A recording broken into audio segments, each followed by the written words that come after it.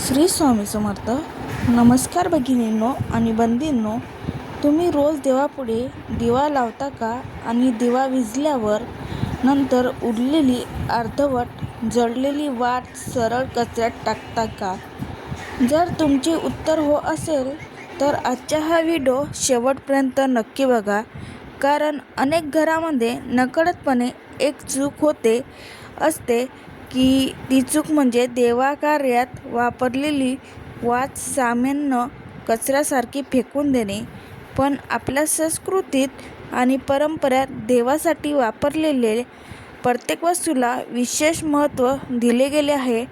म्हणून आज आपण जाणून घेणार आहोत की अर्धवट जाळलेली वात का फेकू नये, तिचे धार्मिक महत्त्व काय आहे, तिचे योग्य विसर्जन कसे करावे आणि कोणत्या चुका टाळल्या पाहिजेत. म्हणून व्हिडिओ शेवटपर्यंत नक्की पहा. मित्रांनो, आपण रोज सकाळी किंवा संध्याकाळी देवाची पूजा करतो, देवापुढे दिवा लावतो, अगरबत्ती लावतो, प्रार्थना करतो. या सर्व गोष्टींमधून आपल्या मनाला शांती मिळते आणि घरात सकारात्मक वातावरण निर्माण होते. पण या पूजेमध्ये वापरल्या जाणाऱ्या वस्तूबद्दल अनेकदा आपण पुरेशी माहिती घेत नाही. त्यातलीच एक महत्त्वाची गोष्ट म्हणजे दिव्याची वात. ही वात जरी साध्या कापसाची बनलेली असली तरी ती देवापुढे प्रज्वलित झाल्यानंतर पवित्र मानली जाते, कारण ती देवाच्या चरणी अर्पण केलेली असते. ती आपल्या श्रद्धेचे प्रतीक असते, ती आपल्या भक्तीची साक्ष असते. दिवा जळत असताना वात स्वतः जळते आणि प्रकाश देते. यामध्ये खूप सुंदर संदेश दडलेला आहे की स्वतःचा अहंकार आणि नकारात्मकता जाळून इतरांच्या आयुष्यात प्रकाश निर्माण करणे हा दिवा आपल्याला रोज शिकवत असतो. म्हणूनच दिवा विझल्यानंतर उरलेली वात सामान्य वस्तू म्हणून वापरली जात नाही. अनेक लोक विचारतात की अर्धवट जाळलेली वात कचऱ्यात टाकली तर काय होते. याबाबत अनेक समजुती आणि लोकपरंपरेत आहे. पण मुख्य गोष्ट भीतीची नाही, मुख्य गोष्ट आहे श्रद्धाची. आपण जे वस्तू देवासाठी वापरतो त्याचा आदर करतो, हे आपले कर्तव्य आहे. आपण देवाच्या फोटोला कचऱ्यात टाकत नाही, पूजातले फुले आदराने विसर्जन करतो. त्याचप्रमाणे वातीचाही सन्मान करायला हवा, कारण भक्ती ही फक्त मोठ्या गोष्टीमध्ये नसते, तर ती अशा गोष्टी छोट्या छोट्या कृतीमधून ती व्यक्त होत असते. आता प्रश्न येतो की अर्धवट जळलेल्या वातीचं नेमकं काय करावं. सर्वात सोपी आणि पारंपरिक पद्धत म्हणजे त्या वाती झाडाच्या मुळाशी ठेवणे. आपल्या पूर्वजांनी ही पद्धत अनेक वर्षापासून जपली आहे. पिंपळ, वड, औदुंबर किंवा कोणतीही स्वच्छ झाडाच्या मुळाशी या वाती ठेवावेत येतात. असे केल्याने या नैसर्गिकरित्या मातीत मिसळतात आणि त्यांचा सन्मानही राखला जातो. दुसरी पद्धत म्हणजे निर्माल्यासोबत विसर्जन करणे. पूजेत वापरलेली फुले, हार, अक्षदा आणि इतर साहित्य जसं आपण आदराने विसर्जित करतो तसेच वातीही त्यामध्ये ठेवता येतात. काही ठिकाणी वाहत्या पाण्यात विसर्जन करण्याची परंपरा ही आहे, परंतु पर्यावरणाचा विचार करून आणि स्थानिक नियम पाळूनच हे करावे. मित्रांनो, काही चुका अशा आहेत की ज्या आपण टाळल्या पाहिजेत. पहिली चूक म्हणजे वाती सरळ कचऱ्यात डब्यात टाकणे. दुसरी चूक म्हणजे त्या घरात कुठेही विखुरलेले ठेवणे. तिसरी चूक म्हणजे वातीवर पाय पडेल अशा ठिकाणी टाकणे. आणि चौथी चूक म्हणजे देवघरात खूप दिवस साचू देणे. या गोष्टी टाळल्या तर आपल्या घरातले पूजेची शिस्त आणि पवित्र कायम राहते. श्री स्वामी समर्थ. भक्तीसाठी तर दिव्याचे विशेष महत्त्व आहे. अनेक भक्त रोज स्वामी समर्थाचे प्रतिमेसमोर दिवा लावतात. काही भक्त सकाळ संध्याकाळ नामस्मरणासोबत दिवा प्रज्वलित करतात. काही जण गुरुवारी विशेष सेवा करतात. या सर्व सेवांमध्ये दिवा हा श्रद्धाचा केंद्रबिंदू असतो. म्हणून दिव्याची वात देखील आदराने हाताळणे आवश्यक आहे. मला एक आजीची गोष्ट आठवते. त्या रोज पहाटे उठून पूजा करत असत, दिवा लावत असत आणि पूजा झाल्यानंतर उरलेली वाते अतिशय काळजीपूर्वक गोळा करून झाडाच्या मुळाशी ठेवत. असत. एकदा कोणीतरी त्यांना विचारलं, आजी तुम्ही एवढी काळजी का करतात? त्यावर ते हसून म्हणाले, बाळा, ही वस्तू देवासाठी वापरलेली आहे. तिचा आदर करणे म्हणजे देवाचा आदर करणे. त्यांच्या त्या शब्दामध्ये खूप मोठा अर्थ दडलेला होता. कारण खरी भक्ती ही देखाव्यात नसते, ती आपल्या कृतीत असते, ती आपल्या संस्कारामध्ये असते, ती आपल्या मनातल्या भावनेत असते. आपण अनेकदा मोठे उपाय शोधत असतो, मोठ्या पूजा करत असतो, पण श्रद्धा आणि आदर ह्या दोन गोष्टी विसरतो. खरं तर देवाला आपल्या मनातली भावना महत्त्वाची असतात, पण आपण केलेली सेवा किती मोठी आहे यापेक्षा ते किती मनापासून आहे हे अधिक महत्त्वाचं असते. म्हणून पुढच्या वेळी जेव्हा दिवा विझेल आणि अर्धवट जाळलेली वात तुमच्या हातात येईल, तेव्हा ती कचऱ्यात टाकण्यापूर्वी हा व्हिडिओ नक्की आठवा आणि त्या वातीचं योग्य विसर्जन करा. ही छोटीशी कृती तुमच्या श्रद्धेने आणि संस्काराचे सुंदर उदाहरण ठरू शकते. आपल्या शास्त्रामध्ये आणि संतांच्या शिकवणीत एक गोष्ट वारंवार सांगितली जाते की देवाची सेवा करताना वापरलेल्या प्रत्येक वस्तूकडे आदराने पाहावे, कारण त्या वस्तू केवळ वस्तू राहत नाही, तर त्या आपल्या भक्तीशी जोडल्या जातात. दिव्याची वात ही त्यापैकीच एक आहे.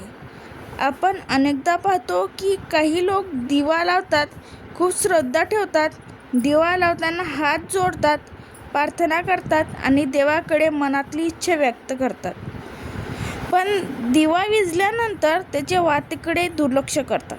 हे टाळणे आवश्यक आहे, कारण भक्तीची खरी परीक्षा सुरुवातीला नाही, तर ते शेवटपर्यंत आदर राखण्यात असते. एक छोटी गोष्ट लक्षात घ्या, जेव्हा आपण एखाद्या मान्यवर पाहुण्याला घरी बोलवतो, तेव्हा त्यांच्या स्वागतापासून ते निरोप देईपर्यंत सर्व गोष्टी काळजीपूर्वक करतो.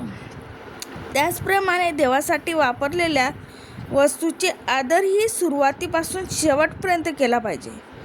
अनेक ज्येष्ठ व्यक्ती सांगतात की घरात दिवा लावण्याची परंपरा केवळ धार्मिक नाही, तर आध्यात्मिक देखील आहे. दिव्याचा प्रकाश आधार दूर करतो. त्याचप्रमाणे आपल्या मनातली भीती, नकारात्मक विचार आणि अस्वच्छता दूर करण्याची प्रतीक म्हणजे दिवा. त्यामुळे दिव्याची समिती प्रत्येक गोष्ट आदराने आणि आपली संस्कृती ओळख आहे. काही लोक विचारतात की जर चुकून वात कचऱ्यात गेली असेल तर काय करावे? अशा वेळी घाबरण्याचं कारण नाही. देव भावना पाहतो. जर नकळत चूक झाली असेल तर मनापासून क्षमा मागा आणि पुढे योग्य पद्धत अवलंबा.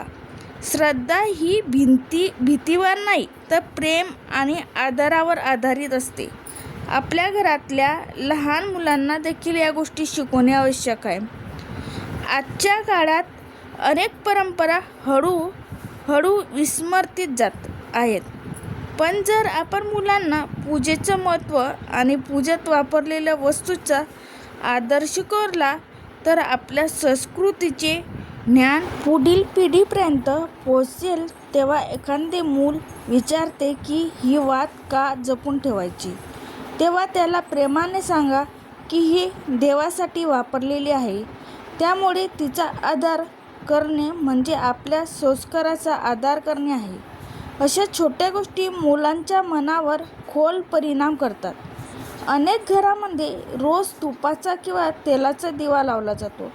काही जण सकाळी एक वात लावतात, तर काही जण सकाळी आणि संध्याकाळी दोन्ही वेळ दिवा प्रज्वलित करतात. पण कितीही वाती वापरल्या तरी ते साठवून ठेवू नयेत. वेळोवेळी त्यांचे योग्य विसर्जन करणे आवश्यक आहे. देवघर नेहमी स्वच्छ आणि प्रसन्न ठेवावे, कारण स्वच्छता ही देखील एक प्रकारची पूजा आहे. देवघरात जुन्या वाती, निर्माल्य किंवा अनावश्यक वस्तू साचू देऊ नका. यामुळे देवघर अधिक नीटनेटके आणि सकारात्मक वाटते. आणि स्वामी समर्थांच्या अनेक भक्तांचा अनुभव आहे की नियमित पूजा, नामस्मरण आणि श्रद्धेने केलेली सेवा यामुळे मनाला समाधान मिळते. दिवा लावणे हा त्या सेवामधला एक महत्त्वाचा भाग आहे.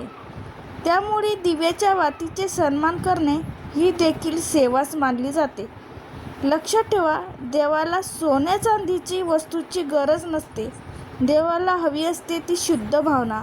एखादी गरीब व्यक्ती लावलेला छोटासा दिवा देखील देवाला प्रिय असतो, जर तो मनापासून लावलेला असेल. त्यामुळे आपल्या मनातली भक्ती सर्वात महत्त्वाची आहे.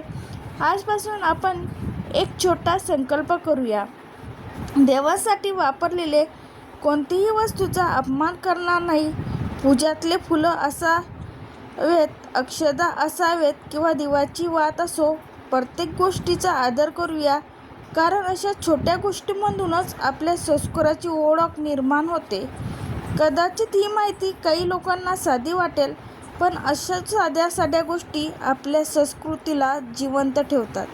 आपल्या पूर्वजांनी जपलेल्या परंपरा आपणही जपल्या तरच त्या पुढील पिढीपर्यंत पोहोचतात.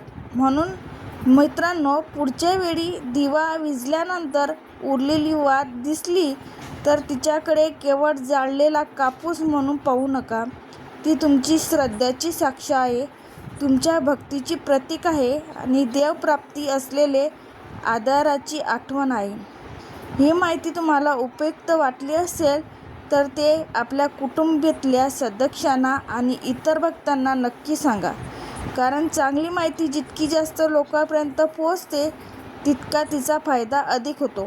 आपल्या परंपरा जपण्यासाठी मोठे काही करण्याची गरज नसते. अशा छोट्या छोट्या गोष्टी जपल्या तरी आपली संस्कृती पुढच्या पिढीपर्यंत पोहोचते. तुम्ही यापुढे अर्धवट जाळलेली वात आदराने विसर्जित करणार असाल तर कमेंटमध्ये श्री स्वामी समर्थ नक्की लिहा. व्हिडिओ आवडला असेल तर लाईक करा. जास्तीत जास्त भक्तापर्यंत ही माहिती पोहोचण्यासाठी शेअर करा आणि आपल्या चॅनलला सबस्क्राईब करायला विसरू नका. श्री स्वामी समर्थ.